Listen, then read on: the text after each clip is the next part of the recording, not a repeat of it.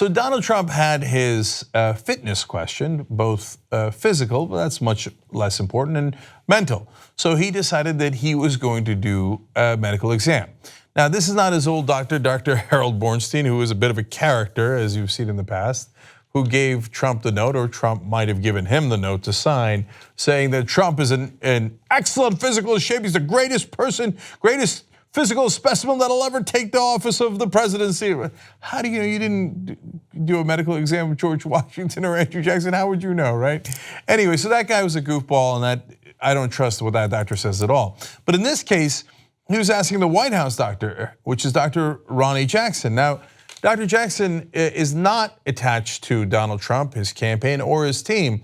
In fact, he was also the same doctor that did the physical of Barack Obama. So Trump comes up to him and says, yeah, okay, yeah, go ahead and test me. And Dr. Jackson says, are you sure?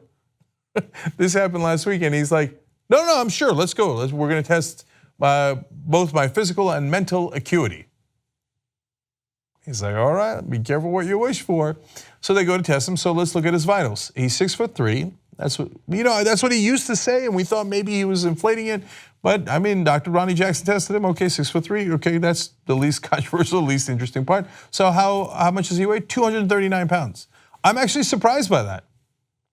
He looks a lot more than 239, but apparently 239 it is. Okay, bless his heart. How's he doing on other vitals? Trump's resting heart rate was 68, and blood pressure was 122/74. Well, that's really, really good, especially for a guy his age and for what he eats.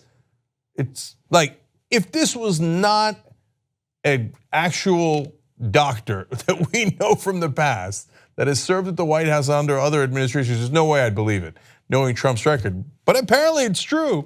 And Dr. Ronny Jackson says he is in, quote, excellent health.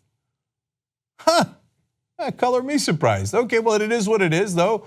You see, we don't change our opinions based on what we want to happen. It is what it is, right? So, and by the way, I don't begrudge him that he's in good physical shape. Bless his heart, that's not an issue at all. In fact, Dr. Ronny Jackson had something funny to say, because the reporters, including Jonathan Carr from ABC News, were as incredulous as I was when they first heard the story. We're gonna get the mental fitness in a second, but one last thing about physical fitness, listen. Can you explain to me how a guy who eats McDonald's and fried chicken and all those Diet Cokes and who never exercises is in as good a shape as you say he's in? It's called genetics. I don't know. It's some people have just great genes. I told the president that if he had a healthier diet over the last 20 years, he might live to be 200 years old. I don't know. I mean, he has incredible genes. I just assume. All right. Oh, by the way, Trump is probably beside himself with joy on that. First of all, good, he's healthy, so he should be happy about that. Second of all, when he talked about his good genes, he's like, oh yeah. During the campaign, I read all into Trump's history, and throughout his life, he has kept talking about how great his genes are because of where he comes from. Tick tock, until Trump gets himself in trouble with talking about how great his genes are. But okay, in the case of physical fitness, that is true, okay? Now, mental fitness. This ought to be interesting. So they're not going to test him on intelligence, which would have been awesome. But there's no doctor who's going to test him on intelligence.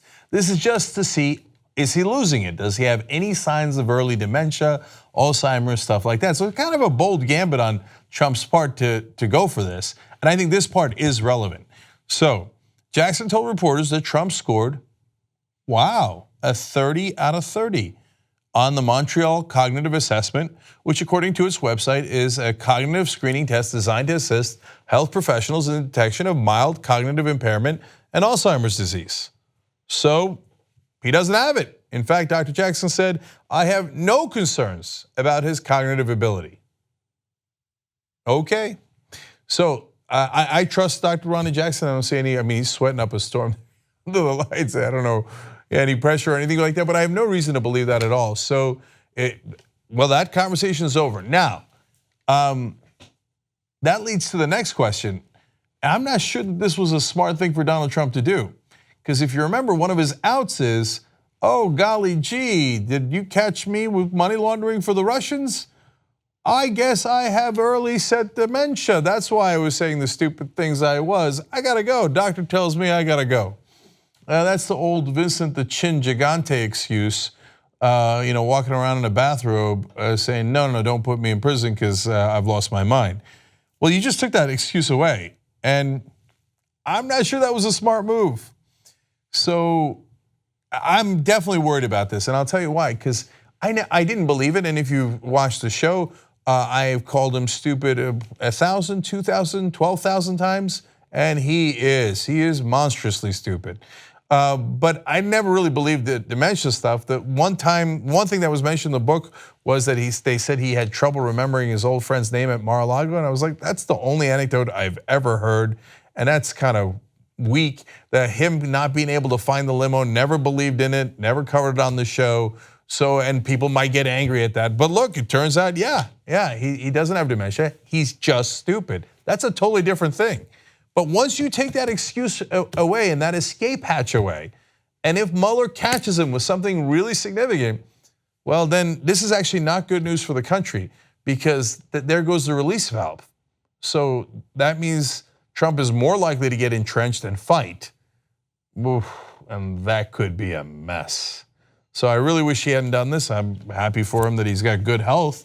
But whether it's for progressives, or more importantly for Trump and his allies, they've just taken the Alzheimer's excuse off the table. Not sure that was a good idea.